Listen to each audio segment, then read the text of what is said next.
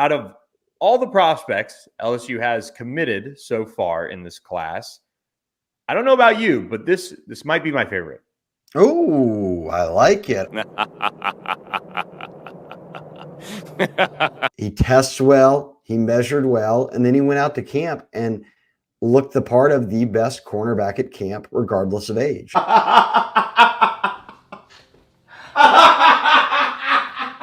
Ondre Evans, I thought, was a big dominated drop.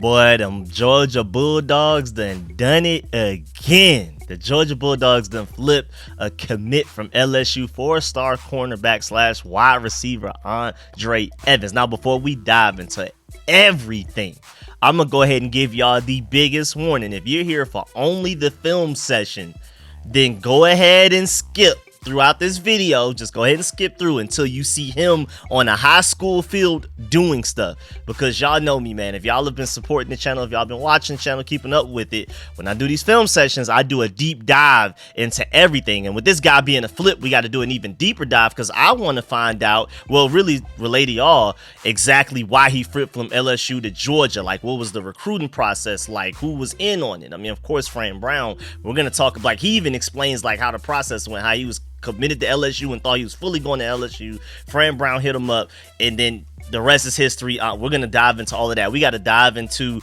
this recruiting class as a whole, especially this DB class, and why the Georgia Bulldogs have the best DB class in the nation. Now adding Ondre Evans to it. I felt like we already had the best one. Now you're adding 4-star Ondre Evans with a ridiculously high ceiling. We got to talk about that. We got to talk about how Georgia is going to get the best out of this guy. We're the best development program. We got to talk. We're going to, of course, look at his On3, 247 ESPN and Rivals rankings. I'm going to look at a couple of his clips, like him running track. We're going to play like a 15-second clip of him running his 100-meter. I mean, he's ridiculously fast. At 6'1", 185 pounds is ridiculous how fast this guy. This guy's a ball of clay. You take him and you turn him into a demon. I'm telling y'all, man, Georgia has the best development program in college football, and that's why Georgia can take a guy like this, whereas another program may not want to even take a chance on this guy because they don't trust their development program. Georgia does, and they're going to take a raw athlete, freak athlete with crazy tools, and turn him into a great player. Super excited about this guy. He should be ranked higher, rated higher on all of the rating systems, but again, if you're assuming he's going to Georgia, maybe you think he's a top 50 player. But if you're assuming he's going to another random school that doesn't have the type of development program that Georgia has, or at the very least the track record, then maybe that's why some places have him ranked as only a top 200 player and like the 20th best corner in the class. But I feel like him getting into Georgia's hands, we look back 3 years from now, this guy will be like a top 5 corner from this class easily. That's the type of ceiling he has. That's the type of athleticism, the traits that you just can't teach. You can't teach the traits these guys has. The natural tools, you just can't. So we're gonna dive into what he said about why he flipped, the whole story behind why he ended up flipping. We're gonna dive into his athletic profile, some of his measurables, his testing numbers, like how he ran at the 200-meter. Again, we have a clip of that. I also have a clip of him like in a one-on-one drill at some point from Rivals, and that boy, he killed him. He killed him. It was bad. And then of course we're gonna do a deep dive into his huddle. Now y'all know me, if y'all have been keeping up with the content, I try to avoid watching people's huddles as much as possible. So I've only seen like a couple of highlights, not even from his huddle. I saw that he flipped and then saw a couple of clips on Twitter, but this is going to be like my real authentic first time reacting, first time seeing initial reactions to everything that he's doing when we're looking at the huddle together. So this is not like a pre-scripted type of thing. This is how I try to watch all of my film sessions. I want to see it raw, uncut, and for the first time, like a lot of y'all probably are. So again, let me just give the big warning. If you're only here for the film session, go ahead and skip ahead to that, because we're doing a deep dive into who this guy is, where he came from, all of that type of stuff. So I'm really excited. And again, we're going to talk about the recruiting class as a whole, where he fits in. Does Georgia have the chance to be the best recruiting class of all time? We'll see. But yeah, man, before we dive into all that, make sure you stiff arm that like button, stiff arm the subscription button, and stiff arm the bell next to that subscription button so you get notification each and every time I release an informative and opinion video just like this one. Make sure y'all stay tuned, because I'm super excited, man. I'm about to start focusing on I'm gonna do more videos like the previous video before this one, where I basically talked about how historical of a career that Jalen Carter's already off to, looking like literally the best defensive tackle in football before he got hurt. So I want to start focusing on a lot of Georgia Bulldogs that are already at the NFL level and talking about about and breaking down, analyzing everything that they're doing at the next level. Of course, I also want to start diving way more into what the 2023 Georgia Bulldogs are doing right now. How we can still go undefeated and go back to back to back, even with Brock Bowers out for a little while. Who's going to step up in his place, all of that type of stuff. And of course, y'all know my bread and butter are these film sessions. So we're going to continue to dive into some more 2025 class guys that we've already started looking at. I'm going to go back and we got to continue to look at some of the 2024 guys that I haven't done anything on. I mean, I may even go and look at, we're going to pull up Dylan Raiola's highlights from Twitter or YouTube, something from what he's done so far for Buford this year. It sucks that they lost that game, so I was watching that game too that they lost. That was a heartbreaker to lose that one right there. But we may pull up all of that footage and basically just break down how he's doing the most with the least that he has, with receivers dropping passes, his offensive line is garbage, all of that type of stuff. And of course, we may even take a look at some 2026 prospects that may be interested in Georgia and Georgia really wants. And so yeah, man, make sure I stay tuned for all of the content, man. Let's further ado, let's go ahead and get to it. Let's get it.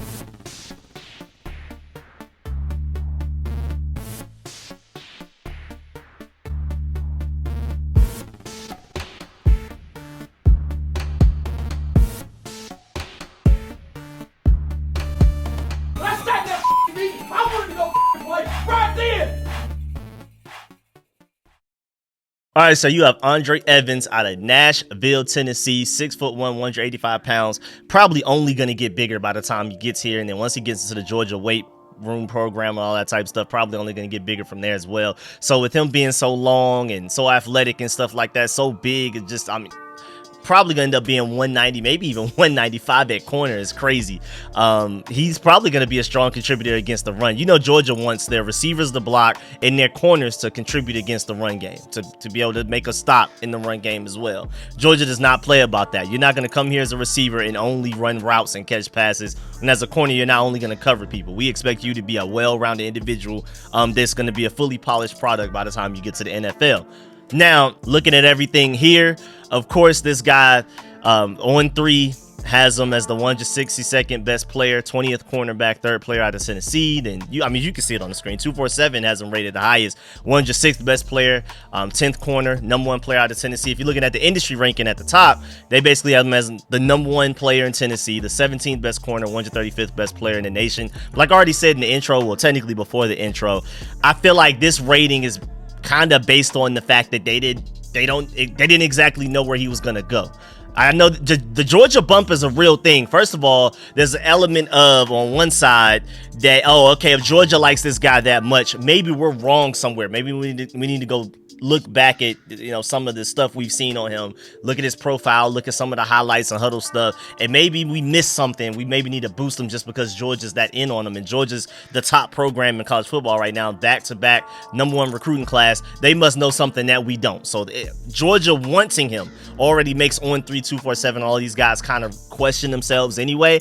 But then also, again, like I said before the intro, that when Georgia gets their hands on a player like this, a raw athlete, a freak athlete, a guy with a lot of tools, coming with a high ceiling but not necessarily a high floor, he's still fairly raw from everything I've heard, from everywhere I've read so far and a little bit I've seen on him, that, you know, if this guy goes to, say, like NC State, who offered him, maybe he ends up being the 20th best corner in the class. But because he's going to Georgia, with the way that Georgia develops players, and we develop players better than anybody in the nation, we can debate about recruiting. We can debate about Alabama, Ohio State, all of these other people, Florida State now trying to step up, Auburn, all of these guys taking advantage of the NIL situation. We can debate about who's the best recruiter out of college football, the best recruiting program. But when it comes to developing players, like 0 stars, walk-ons, 3 stars, and turning them into great players, turning them into finished products, bringing in raw athletes that are nothing but potential, nothing but ceiling, no floor, and turn them into first-round picks, first overall picks. Georgia is the best at doing that in the nation. I feel like it's not even really close. I don't feel like it's a debate.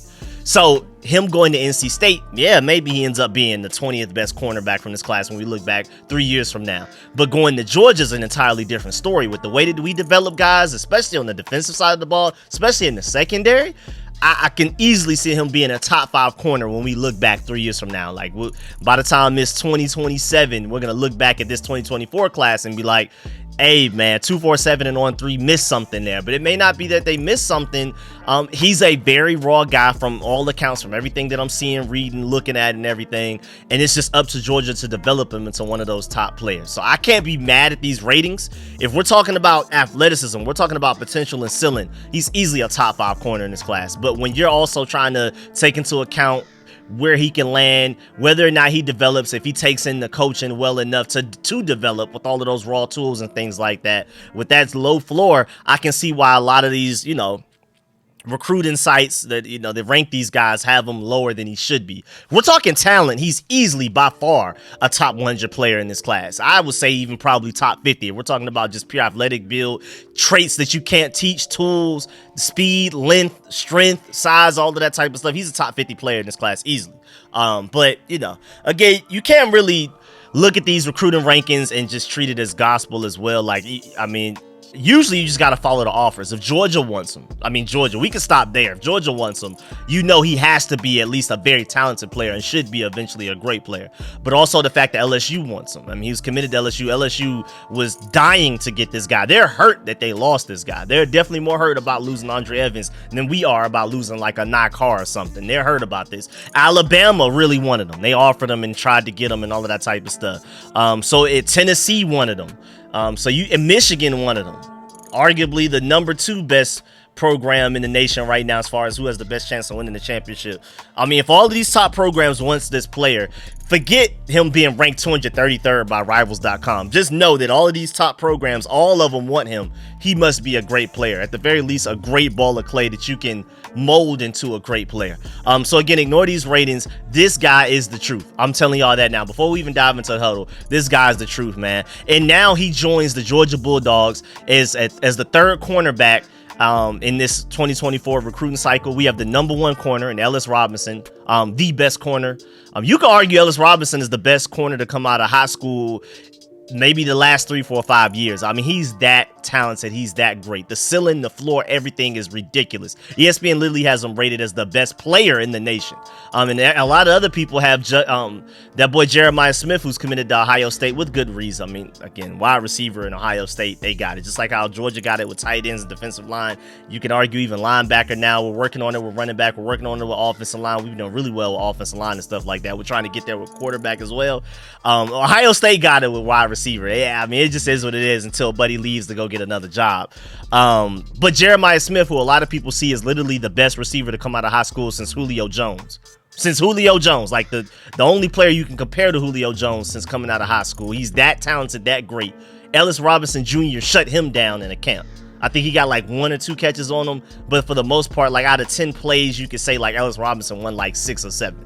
Like, that's the type of player Ellis Robinson Jr. is. I know everybody's hyping up Jeremiah Smith. Ellis Robinson Jr. shut him down. And so that's the type of guy that Georgia already has in this class, with Ondre Evans getting added to it. DeMello Jones as well. So Georgia now has, if you're looking at 247 Sports, 3 top 10 corners. I felt like we already had the best cornerback class in the nation just off of having the number 1 player and another top 10 corner in a DeMello Jones. Now you add Ondre Evans. The athleticism is ridiculous. This class, I already know it's the number 1 recruiting class. That's fun and all. But the athleticism in this class the ceiling in this class is ridiculous. If people were to reach their ceilings in this class, this would arguably the best class of all time. Like, a lot of these guys are rated lower than they should be just off of their floor. Like Joseph Jonah Ajayi. If he reaches his potential, he's a top 15, top 20 player in this class. But a lot of recruiting, websites like On3 and 247 have him in like the top 50 or so, because it's just that fairly raw floor that he has right now. But Justin Williams, number 1 across the board at linebacker, but his ceiling is ridiculous. The ceiling is Dylan Raiola. People are saying that the next Pat Mahomes, like, the ceiling of this class is ridiculous, man. Number 1 running back, number 1 linebacker, should be number 1 quarterback. I don't know why people have started to trip out on Dylan Raiola. Should have had a lot of the number 1 defensive linemen. Let's go ahead and get this out the way right now. Speaking of number 1 recruiting class of all time, and again, I feel like it's going to be safe to assume that we end up with the number 1 recruiting class of this cycle. And looking at 2025, we're probably going to have that as well with the momentum we got going there. I'm really excited about that 2025 class as well. I think we're going to go back to back on number 1 recruiting classes. But as far as having the best recruiting class of all time, It's just too difficult to do that now. It sucks that Georgia got great when we got great, because this NIL is basically spreading the wealth. It's almost impossible to get every recruit right now. Missouri alone right now with the NIL situation they have for high schoolers is insane. Georgia just legalized high schoolers being able to get NIL money. But Missouri has this really interesting setup to where you can only get NIL money as a high schooler in Missouri if you choose to go to a Missouri college, if you're committed to a Missouri college, all of that type of stuff. Literally, from everything I've heard from every source, every reporter, Williams Nwaneri, the #1 defensive lineman, edge rusher, whatever you want to call him in this class, some people feel like he's literally the best player in this class, definitely wanted to go to Georgia. Like, everything pointed towards Georgia except for the fact that his family wanted him to stay close to Missouri. And then #1 was the NIL. Missouri can offer him a situation with NIL where he can make money in high school right now that nobody else can. Just the way that Missouri has the NIL set up. Georgia needs to get that type of package going to where you can only get the NIL money if you go to Georgia. So looking at Juju, who's already committed, Juju Lewis is committed to USC 2026, all of these Georgia players, the Sammy Brown going to Clemson, you can only get your NIL money if you go to a college in Georgia, which would more than likely be Georgia, not Georgia Tech or any of these other places, or Valdosta or anything like that. So Missouri, it feels like they kind of cheating with that. So in a non-NIL world, we end up with Williams Nwaneri. In a non-NIL world, we probably already have KJ Bolden, and people still feel like there's a good chance that we may be able to flip him from Florida State, but we wouldn't have to flip him from Florida State if he wasn't going after the bag. Not Carr, who I brought up earlier. You can't tell me he went to Miami for any other reason other than NIL money, the bag. And I mean, sadly for us, but it's kind of great in a way, but when it comes to recruiting, it kind of does suck a little bit. But Kirby Smart is prioritizing locker room culture and being non-toxic to where, like, the NIL money, the majority of it is going to go to the sophomores and juniors that are starting, that are making an impact for this team, rather than giving it to a freshman that hasn't even played a single snap for Georgia yet, like a lot of these other schools are doing. Auburn, Florida State, these schools are willing to pay the freshman more money than what their starting senior or junior is making. And Georgia's Kirby Smart's like, I'm not doing that. I'm not about to give a freshman more money than what my starting player on any position group is making. That's weird for the locker room. That's got to be an awkward chemistry right there. And Kirby Smart prioritizes locker room culture, all of that type of stuff, chemistry, continuity, all of that, and as far as winning championships more than just bringing the talent in. Because I mean, who's to say that even if, say for example, KJ Bolden goes to Florida State because they're giving him a bigger bag, what if he's just like, all right, I came here my freshman year, let me go ahead and transfer to Georgia next year? I wouldn't be surprised that a lot of these schools end up seeing a lot of these guys that they're giving these big bags to transferring to another school at some point, because they're like, man, I just came for the money, and now that I got the money, I mean, there's really no other reason to be here. Y'all suck, we're not winning games, y'all aren't developing me as well as Georgia could, so let me just go ahead and trade. I got the money, have my fun, let me go transfer to Georgia or transfer to another school. You never know. I don't see it being a sustaining thing though, again, or even if, like, say for example in KJ Bolden's case, he stays at Florida State, maybe one of the juniors or seniors that's a really good player, and he's starting over KJ Bolden, but he's making less NIL money than KJ Bolden, and maybe KJ Bolden's talking trash to him, like, how you gonna tell me what to do and I'm making more money than you, type of thing. And so maybe that senior junior transfers out, like, I don't want to be a part of this type of thing. So Kirby Smart is prioritizing a healthy locker room over all else. We give guys NIL money, but we're just not giving guys the big bag like Auburn and Florida State and a lot of these people are to true freshmen high schoolers right now. We're just not doing that. We're giving a bag, but we're not giving as big of a bag because we're trying to maintain order, and we're prioritizing winning championships rather than just getting the flashy players in high school recruiting. Kirby Smart's like, if you want to be here, if you want to get developed by the best program in college, if you want to go to the NFL and get that big money, the bigger money when you get to the NFL rather than this slightly big money you're getting as a high school player choosing to go to this college, then hey, come along. But if you don't, hey man, we're cool. We'll figure it out without you. So it's kind of annoying for recruiting wise, but I trust Kirby Smart, and hey, whatever he decides, let's go with it. And luckily Ondre Evans is one of those guys is like, hey man, I prefer to go where I need to get developed. And that's one thing else too. When you see a lot of these recruits And one of the main reasons why they choose Georgia, I may have already said this, but one of the top 3 reasons is always developed and sent to the NFL to ball out. I go to the NFL as a finished product, and I get the big money that matters the most at the NFL, rather than prioritizing the slightly big money as a high school recruit going to college. It's always development and getting drafted high, getting that big time money. I mean, a lot of people feel like maybe one of their top reasons is a chance to win a championship, or all of these different things, or staying close to home in Georgia as an in-state commit or whatever. But it's like the common theme amongst everybody: you're going to the best program to be developed and to be turned into a future NFL star.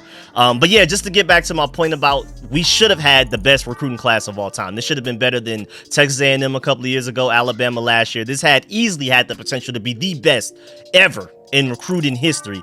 But NIL messed that up. So I just wanted to also bring that point up. I know I went on a tangent outside of Ondre Evans, but just to let y'all know, man, Georgia, it sucks. The timing sucks, because if we were this Georgia a few years ago, we would have had everybody. We would have ran the table on recruiting. Again, Williams Winery, KJ Bolden, Sammy Brown, Nikar, just to name a few. Like, I truly believe we would have had all of those guys, if not more.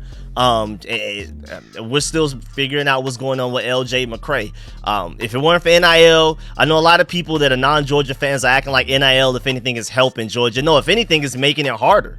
I mean, go check out 247. Literally just talked about it like last week on that channel with a lot of non-Georgia reporters, just neutral reporters, talking about, yeah, man, it sucks for Georgia to be great at the time they are, because NIL is basically spreading the wealth. Nobody can truly just dominate a recruiting class now, because nobody just has an infinite amount of money. There's almost like a salary cap at the college level now. There's almost a salary cap. There's a limit to how much money you can spend on guys. So, hey, man, we picked a bad time to be great, but I'm still happy to be great, man. But yeah, again, just to reaffirm that we could have had the best recruiting class of all time, but it's almost impossible now with the NIL situation. So again, if you ever hear a fan of another team, another college complaining about Georgia paying players, make sure you bring up those points right there. I just wanted to provide y'all with that. But again, Ondre Evans is now joining the top recruiting class, the top cornerback class in the entire college football landscape. 5-star Ellis Robinson, 4-star DeMelo Jones, and now 4-star Ondre Evans in there. This is the best cornerback class in college football. I feel like it was even before Ondre Evans joined. Now Ondre Evans just makes it even better. And now Georgia has 27 commitments in this class and is, of course, ranked #1 with the best recruiting class. Now, before we dive into his tape, I want to talk about a few more things. Sorry I went all of those tangents again. Another one, if you only here for film sessions, go ahead and skip to that, because as a Georgia Bulldog fan, the reason I follow On3247, my boy Brooks Austin, I'm subscribed to his Patreon, I'm subscribed to On3, I have a membership there, membership of 247. I want to know all of the background stuff, all of the information, all of the little details along with the film session. So that's why I make videos like this, and that's why if you're only here for film sessions, go ahead and skip ahead. But if you're like me and you want to know every little thing about everything, I try to take all of the information from all of those different sources and basically consolidate it into one video like this, basically to be a one-stop shop. So let's go ahead and dive into a few more things before we get to the huddle, before we get into the film session. Of course, he broke his personal record for 100-meter and a school record as well. He ran a 10.55 100-meter dash. Again, at 6'1", 185 pounds, that's ridiculous. There are smaller guys out there he's running faster than. Here's that clip right here if you wanted to see that.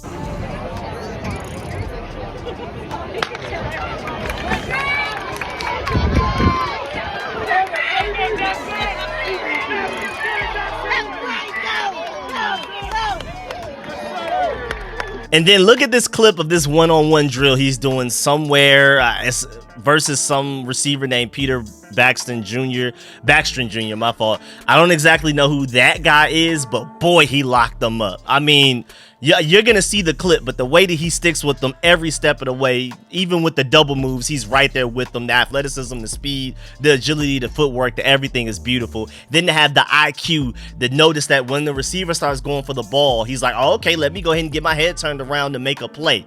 You're running out of space in the back of the end zone. There's nowhere else you can run, so I might as well go ahead and look for the ball right now.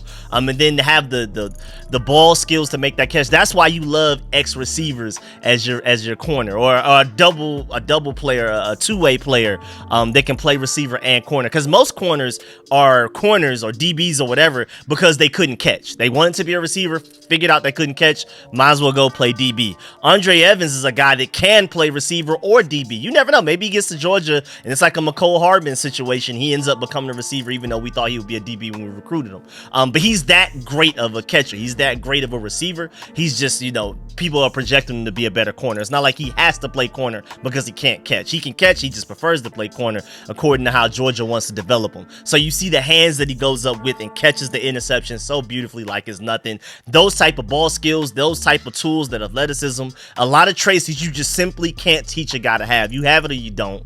Just natural God-given ability. That's why Georgia gets their hands on a guy like this. He's going to turn out to be a great player. Here you go right here. To go.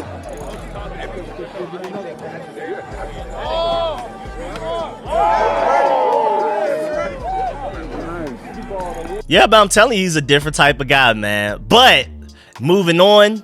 So let's go ahead and break down how this whole situation happened before we get to the film session. I don't want to take up too much more of y'all time before we go to the film session, so I'm gonna try to run through this. But basically, the main thing he said is, quote, they send guys to the league, unquote. Like the point I made earlier, Joseph Jonah, Ajanye, Justin Williams, all of these guys that are coming to Georgia that potentially almost went elsewhere, that had more of a reason to go to Texas or Oregon or whatever, but they ended up choosing Georgia at the last second and a lot of their quotes are basically player development and going to the NFL and being ready for the NFL and getting that big money at the NFL rather than worrying about the money that you would get as a college player leaving high school. But yeah, so basically his true position fit is a true cover corner. Again, with the athleticism and tools that he has, he's going to be a very sticky corner with long arms that can, how we struggle with the Jamison Williams at times. We struggle with the Devonta Smiths and guys like that, the Jalen Waddles. This is the type of guy that at the very least can match those guys in athleticism. Now we'll see what the technique is looking like. If he can match them mentally, technique-wise, and things like that, like the art of playing the cornerback position. But if we're talking about just pure athleticism and natural God-given ability, he's one of those guys that can step up and hang with those guys at the very least for that. So he's really fast. And then also a lot of people talk about his personality. I've been hearing everywhere. You hear about that sometimes for recruits, like Justin Williams. They say he's like one of those guys that everybody wants to be around and wants to play around, play with, play for, and all that type of stuff. I'm hearing a lot of that about Ondre Evans as well, which is really interesting. But this is a guy that had a 21.85 second time in the 200 meters, one of the faster corner prospects in the 2024 cycle, two-way player on Friday nights, lines up as an outside corner on defense, shows the long speed to carry vertical routes down the field. So he's just not a great route runner. He's raw route running wise, but he has great hands. Time spent at receiver helps with his ball skills when projecting the corner. Again, like I already said, making the full-time move to corner and needs to continue honing his footwork and coverage. Physical and athletic traits are ahead of his skill as a player at this stage, has multiple attributes that point to a high upside, but would need time to further develop his skills. So is this a guy that I'm expecting to come in and start immediately as a freshman, like I could see Ellis Robinson Jr. doing? No, but I could see this guy by a sophomore, junior year being like, where did this guy come from? Where is this freak athlete, Jalen Ramsey built guy just come from out of nowhere? You know what I'm saying? So I feel like this is going to be one of those guys that a lot of people are going to forget about within like the next year or two, and then out of nowhere it's going to be like, oh my lord, is he one of the best corners not only in Georgia but in the nation? Again, it's all ceiling. But if there's any program in the nation that can unlock that ceiling and allow him to reach his potential, to coach him up and get the best out of him, it's Georgia. So I'm really excited about him. But now the whole story about behind how this all happened. So when Ondre Evans committed to LSU in June, he had recently earned an offer from Georgia after attending a camp in Athens. Once the four-star cornerback out of Nashville, CPA, committed to the Tigers on June 15th, Georgia gave him some space. It was like, okay, man, cool. That's what you want to do. That's what you want to do. We're not going to pester you. After a couple of months, Fran Brown reached back out and opened communication up once again with the 134th ranked prospect in the 1-3 industry rankings. It started off with just casual talk. It picked up a little as August rolled into September. The conversations became more consistent throughout the season. So this has been going on behind the scenes for a while now. And eventually Evans returned to Athens to watch Georgia practice last week. He left feeling he wanted to be a Georgia Bulldog instead of a Tiger. That's all it took. We look like a championship team. The LSU Tigers don't. Even though you could argue they have the best quarterback in the entire conference, the team as a whole just doesn't look good. And hey, man, I'm going to go ahead and tell y'all now, as Georgia Bulldog fans, and you want us to recruit well, you need to be actively rooting against Florida State, Ohio State, Alabama, LSU, Auburn, all of these top programs that we're battling for recruits with right now. Because the more they lose, the more we win, the more likely we are to end up with situations like this. Ondre Evans, one of the main reasons he's coming to Georgia is because he looked around and was like, wait a minute, this Georgia thing is different from this LSU thing. I love a lot what the LSU has to offer me, but Georgia just looks different. The way they practice, the way they're performing on the field, they're undefeated. LSU is not. Georgia's, has a great chance to go for a third championship in a row. And if I join that program, we could try to go 4, 5, 6 in a row. You know what I'm saying? I could be a big part of that.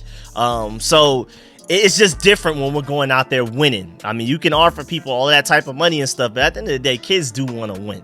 And if we keep winning, and if we can have Florida State, LSU, and all these other programs start to fall off winning-wise, like start losing games, Alabama lose some games and stuff like that, we may be able to flip a few more recruits. So some of these battles that we're having for guys that are uncommitted, maybe we'll win those because of that. So again, as a Georgia Bulldog fan, you need to put all of your energy, prayer, whatever, into all these other schools losing, man. And Georgia winning, of course, though. But the article continues to say, quote, I was staying strong for a while, but about 3 weeks ago, I started to truly consider Georgia more.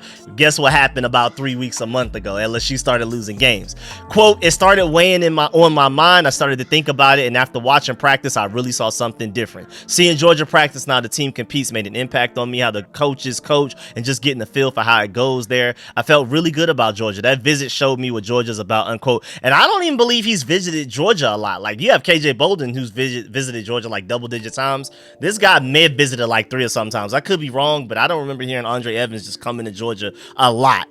Maybe he did, not missed it, but this is a guy that, like, hey, he was looking around like, hey, man, this is different. So Evans made the call to Georgia on Monday before giving LSU the news of his decision on Tuesday. Coach Brown deserves a lot of credit. Your friend Brown, ridiculous coaching, because even for other position groups, if it's a guy in the Northeast, he's on it. Quote, he just kept pushing. I held off for a while, and I kept telling Coach Fran that I was committed to LSU, but that didn't stop him. Coach Fran never gave up. He did a great job, and he was a big part of this decision. The more we talked, the more I listened. He would recruit me. He would give his little pitch here and there, but we built a real relationship. The way he recruited me made a big impact on my decision, unquote. So we got to give Fran Brown a lot of credit as well. Georgia, as a program, as an organization, the way we practice, the way we develop players, the way we send them to the NFL, the culture, everything is a big part of it as well. But we got to give Fran Brown his credit. And the article goes on to say this decision feels different than Evans' first one. He felt good about LSU. The staff in Baton Rouge did all of the right things, but the number one prospect in Tennessee is set on playing for the back-to-back national championships. He said, quote, I am done. I am going to Georgia, and I will be there in December. It is about the fit with Georgia. Once I saw practice, now they do things that hit me. They're not only the best team in the SEC, but they are a great business school, and that was a big factor for me too as well, unquote. So basically, a lot of people are like, well, if you just flip from LSU, what's stopping you from flipping from Georgia later on? You just look like a guy that likes to flip from school to school. But he's basically like, hey, man, I'm done. I'm good. I've made my final decision. Let's get going. Again, we're already 30 minutes into the video. I apologize, but I just love to do these background breakdowns and everything that's going on. Let's go ahead and get to the huddle right now. And I'm super excited about this guy, man. Let's get it. Let's see what we got up first, man. Let's get to these highlights, man. So we have him as a DB right now. Nah, there's no way he hawks him down. Nah, look at him. Wow. Now, okay. This is a mix of two things. First of all, of course, Ondre Evans has to be a ridiculous athlete to hawk somebody down like this. But also, that guy just has to be somewhat slow. Because if it's two ridiculous athletes, there's nothing Ondre Evans can do. So this is a mix of both. I'm going to give Ondre Evans his credit, but golly, that man is not running. But okay, let's ignore Ondre Evans, though. Let's see how slow he is for real. Let's see how slow this receiver is for real. Let's compare him to everybody else but Ondre Evans. Let's see if it's just Ondre Evans. Now, this guy's pretty fast. Ondre Evans just on a different level. It's not like these other guys are hawking him down. It's only Ondre Evans. If anything, he's gaining separation from all of these other guys. It's just Ondre Evans is a different type of guy. So that's the type of speed you're getting from an Ondre Evans. Let's keep it going. Outside corner on the island looks like no safety help. Looks like man coverage. Let's see what we're doing. Okay, watching the receiver. Receiver looks up. Hey, good play on the ball. I'll take it. I like that. As you know, again, There's some rawness to his film, but hey, at the very least, he knows, okay, man, receiver's turning his head right now. Let me turn my head. I trust my athleticism. I trust my length. I trust my instincts to where I don't have to look at the receiver no more. I can just go find the ball. I mean, basically, at this point, I'm a receiver just like him. And great job of using his hands to bat that ball down. Oh, yeah, this guy's different, bro. Great job reading the quarterback's eyes, man. Oh, my God. Georgia can work with this. We can work with that. We can work with that, man. We could definitely work with that. I love that. Outside corner. Again, no safety help. So you got to be worried about whether he might try to run past you. He saw as soon as he dipped his hips and turned around, he went to go make a play on the ball because he noticed the quarterback already threw it. Now, if the quarterback didn't throw it yet, this could be dangerous because the receiver could just stop right there, make a double move, and then go up. Even though I do trust Ondre Evans to run him down based off of that first clip. Maybe he can recover in that. But either way, heads up play. He's watching the quarterback, not the receiver.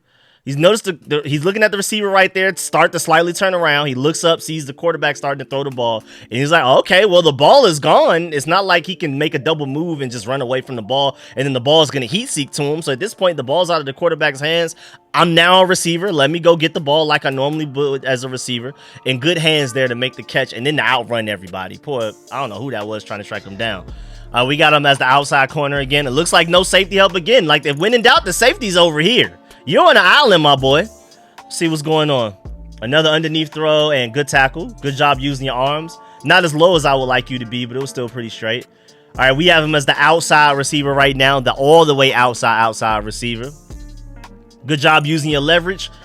And good throw from the quarterback. Great throw. Great job trusting your receiver, man. That takes a lot of trust. He didn't throw it to him. He threw it to a spot. And Ondre Evans just had to get there. I like that. That's a lot of trust. That's pretty advanced stuff for a high school program. Especially since I don't even know who this quarterback is. That's a beautiful ball. Oh, my Lord. I know we're supposed to be doing Ondre Evans tape, but woo-wee, that was dipped perfectly. Like, he couldn't have walked up there and handed it to Ondre Evans better than that. But Ondre Evans also the speed to slightly separate right there. And then again, the hands, dog. As a cornerback, you can catch with your hands, not your body, but your hands. That's elite stuff right there, man. That's how you watch even him as a receiver and project him as a corner right there. Because he's able to do stuff like that. Again, I'm not seeing any elite route running. That's why he's going to be a corner right there. Because the route running is Took him about 5 seconds to really slow down right there. But as a receiver, man, I'm sorry I'm in the way slightly, but great catch, man. Great catch. He caught that with his hands. Again, I want to emphasize that. This is like if he were a corner right here, these are the type of plays he can make. And that's big, man. He caught that with his hands, not his body. I love Terry McLaurin. I'm a Commanders fan. Diehard Commanders fan, just like I'm a Georgia Bulldogs fan. But that guy tends to catch the ball with his body. This guy's going up and catching it like this. That's beautiful. As a corner, that's elite stuff right there. Where is he right here? Okay, so he's the outside receiver after the play action or whatever that was. Okay, he's blocking. Okay, a little bit of blocking. We'll see how that projects at the next level for Georgia, but I like the fact that he can block. I like the fact that he's willing to do whatever it takes. Great job reading the quarterback, man. This guy has instincts, man. We can work with this. He's watching. Okay, as the play started, he's inching up. He's like, okay, maybe this is... He noticed the guy stops. Okay, you're not running a route. You're going to stop and probably get a screen. Then he sees the quarterback looking that way and starting to throw the ball. He's like, well, okay. Forget whatever other threats are happening. I trust my instincts and my athleticism. Let me go make this play. And good tackle, man. I like this guy, man. I like this guy a lot. He is not... You can't tell me there's 9 corners better than this guy off of what I've already seen, man. Let me see what he could do. Get off that tackle and make the play. Yes, I'm telling you. Georgia wants their corners to not only be able to cover, but to make plays against ball carriers. And the fact that he was able to get off this block, which is a pretty good, like, it was a pretty hard-hitting block, and he used his hands to get off of him, and then went out there and made a great wrap-up tackle. Nah, this guy's a great all-around corner, man. I don't know why people have him rated so low. I've been hearing so many raw comments. And now, granted, huddles are just a highlight tape of your best plays. We're not seeing the bad ones, but... I don't know, man. I'm not really seeing all of the raw stuff I've been seeing. I see it as a receiver. I see raw route running, but everything else as a corner looks fairly smooth, man. Like, look at that. Look at the double move that this receiver, he was ready for it. He thought the receiver was going inside for a second. But the athleticism and foot quickness to, be able to stop on a dime and turn up with them and stick with them step for step and force that incompletion, that was nice, man. That was really nice. All right. This is cover 1 or That look like cover 3. I ain't gonna lie. That kind of look like cover 3. By the way, this is like zone coverage, it looks like. Yep. And he comes up, makes the tackle. It would have been nice if he would have seen that a little bit sooner, but I think he was more so responsible for nothing beating him deep than anything underneath. I think winning down underneath, that's probably like this guy's job. His job is, these 3 guys' job looks like it's cover 3, don't get beat deep, and then allow them to have whatever. Maybe they already have like a big lead in this game, and they're just like, don't allow anything past you, give up anything in front of you. And once he sees that ball gets released, he's there. And he looks like a sure tackler to me, so that's another check box right there, man. Where we got him right here. I don't know where he's at. I know he's a DB somewhere on this play. Okay, he's the one at the top of the screen. Okay. Okay, they sent them blitz. Okay, so he's responsible for this corner. It's zone coverage. He did his job, all right? He's running past my zone. That's you now. And then he has his eyes on where the ball is and goes and makes a play in the run game. I love it. This guy's well-rounded. He is not just a cover corner. This guy can tackle. He can make plays. He can do everything. I'm liking what I'm seeing. I don't even know who he was on that play. That was weird. All right, where is he on this one? I'm assuming he's okay, he's the receiver right there. I want to see some yards after catch. First of all, good catch. Oh, now he was a DB. Okay, now I get it. He was a DB just playing his zone. Look at the hands. Catching it with his hands, not using his body at all. That is a sure hands catcher. That's literally a receiver playing DB right now. Good job catching that, man. I like that. Now we have him as an outside receiver once again. I like this back and forth too. Outside receiver, corner, back and forth. I love it. Now he's just running a deep route. Are you faster than me? Are you faster than me? Oh, even though you kind of kept up with me, it looked like he had to slow down for this pass a little bit, because if it's thrown further, I think he runs past this guy and he gets more separation in this. But regardless, 6'1", 185 pounds. Great hands. This guy's wrapped around him as he's catching it. He makes the catch look so easy, as if he was wide open when he did. Like, there's no contact. This guy's all over him. It's almost kind of like a pass interference in a way. Look at him already. He's there slightly early, and he just made that catch look so sure. This is a guy I'm expecting to get a lot of interceptions. You know how DBs tend to drop interceptions? I don't think he's gonna drop them, man. I really don't. And great recovery there. He got beat. I can admit, he got beat there. I'm gonna be completely honest. He got beat right here, man. He thought the guy was gonna go deep down this way. He turned back up, running like a post route. He wasn't ready for that. But then the recovery speed, he played underneath it too. Wow, he should actually just went up straight to him. The fact that he didn't even go in a straight line. He went in a curve and still was able to get there to bat that down. And that's where that length comes in. That's where the length comes in. There's a lot of traits we could take from this, both positive and negative. But I feel like the biggest takeaway right here is being 6'1", that length. That length to barely get your hand on that to not allow a touchdown is incredible, because he got beat 80% of that play. Probably you could argue 90% of the play, but he recovered and made a play right there. I like that. I like that, man. Let's see what he does as a receiver. Again, not a smooth, great route runner, but that man got some hands, dog. He got some hands. He's catching passes in contact, bro. The underneath contact, the upper body contact, he's making every catch I've seen. This guy's an incredible talent, man. Let's see what we got going on. Receiver again.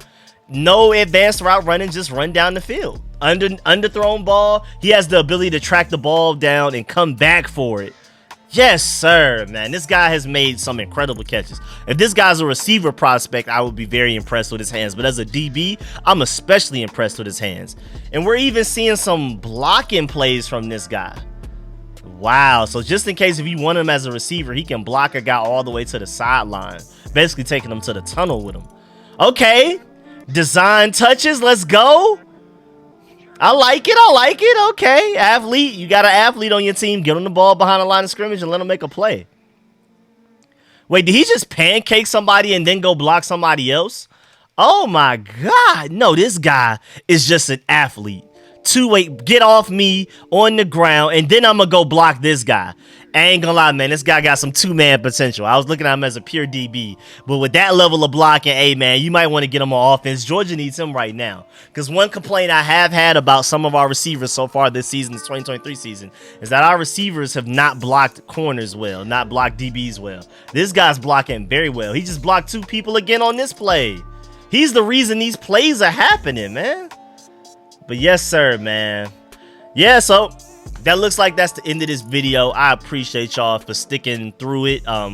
even if you just skip straight to the film session, I'm happy that you watched that as well. But if you stuck through and watched the entire video, his whole breakdown of why he chose Georgia and all of that, shouts out to you, man. I really appreciate y'all. Of course, make sure you stiff arm that like button, stiff arm the subscription button, and stiff arm the bell next to that subscription button so you get more videos just like this one. Again, I'm about to really get back to coming out with content like crazy on this channel. I just keep ending up really busy, ending up getting sideswiped, but now I truly have the time to really get a lot of videos done. So you should be expecting another video tomorrow and everything, or at the very least within 2 days. So make sure y'all stay tuned, and I appreciate y'all. Let me know how y'all feel about Ondre Evans. Of course, that's like the most important thing. I also want y'all to critique me, of course, and how you feel about this film breakdown and the full breakdown behind the scenes, recruiting class, him as a recruit, rankings, all that type of stuff, why he chose Georgia. But most importantly, let me know how you feel about Ondre Evans. Are you excited about him as a Georgia recruit? Do you think he's going to come in and truly compete with Ellis Robinson Jr. and DeMelo Jones? Do you feel like he's definitely the icing on the cake, the cherry on top that makes this the best cornerback class in the nation for the 2024 cycle? Let me know how you feel about all of that, man. And of course, man, I appreciate all of y'all. I'm gonna catch y'all later. Make sure y'all stay tuned. If you want to support the channel, you can donate to the $, Rico Scores Cash App. I'm working on more film sessions, and if you donate and you want to request a film session on a certain Georgia recruit or a future recruit that Georgia may want, if you donate and request it, I'll do it. So the Cash App is $ Rico Scores. The PayPal is WilliamHC94@gmail.com. Just make sure you leave a message with the donation about what if you're requesting for a player to be looked at or whatever. Even if it's a player I've already done, if you want me to go back and do it again, whatever, just let me know. Or if you just want to support the channel and just say thank you for the content, again, $ Rico Scores is the Cash App, and WilliamHC94@gmail.com is the PayPal. I'm gonna catch y'all later. I'm out.